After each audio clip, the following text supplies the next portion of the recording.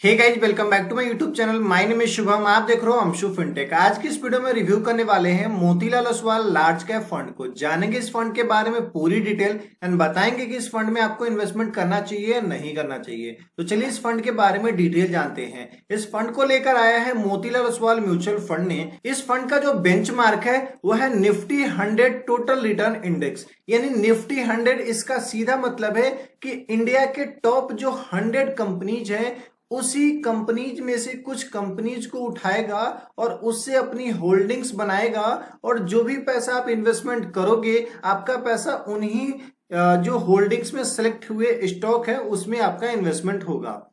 तो चलिए इसके होल्डिंग्स को भी समझेंगे, सेक्टर वाइज भी समझेंगे और अपना ओपिनियन भी बताएंगे। उससे पहले इस फंड के एक्सपेंस रेशियो को जान लेते हैं, जो कि है 0.98%। मिनिमम आप इस फंड में अगर आप इन्वेस्टमेंट करना चाहते हो सिप के थ्रू यानी एसआईपी के थ्रू तो 500 रुपीज है। अगर लमसम के थ्रू भी आप इन्वेस्टमेंट करना चाहते हो तो भी है 500 रुपीज। इस फंड का जो एनएफओ है कुछ दिन पहले ही आया है, जो कि अभी क्लोज हो चुका है। ये फंड सभी के लिए अवेलेबल हो चुका है, तो अगर आप इन्वेस्टमेंट करना चाहते हो तो कर सकते। तो चलिए इस फंड के होल्डिंग्स को समझते हैं। उससे पहले बता दूं कि चैनल पे नए हो तो प्लीज चैनल को सब्सक्राइब करके बगल के बेल आइकन को जरूर दबा देना।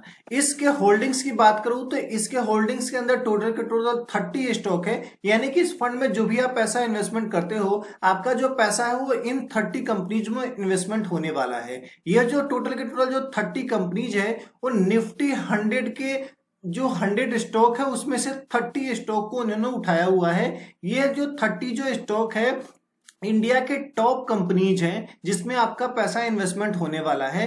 तो यानी कि देखा जाए रिस्क फैक्टर तो उतना रिस्क फैक्टर नहीं है as compare to small cap. जैसे कि आपका जो पैसा है इन्वेस्टमेंट होने वाला है Bajaj holdings and investment limited में 3.45%, महिंद्रा एंड महिंद्रा लिमिटेड में 3.40% है, टाटा कंसल्टिंग सर्विस लिमिटेड में 3.39% है। इसी तरीके से स्क्रीन पे आपको लिस्ट दिख रही है जिसमें इन परसेंटेज में आपका पैसा इन्वेस्टमेंट होने वाला है। आप जो ये टोटल के टोटल जो 30 कंपनीज के जो होल्डिंग्स है उसे अगर आप सेक्टर वाइज देखोगे तो इनका ये लिस्ट है, यानी कि फाइनेंशियल सेक्टर में जो आपका पैसा इन्वेस्टमेंट होने वाला है 26.9%, अदर सेक्टर में 16.7%, टेक्नोलॉजी में 13.3%, कंस्ट्रक्शन में 9.9%, ऑटोमोबाइल में 6.8%, कंज्यूमर में 6.7%, एनर्जी में 6.6% और हेल्थ केयर में 6.6% एंड सर्विसेज में 6.5%।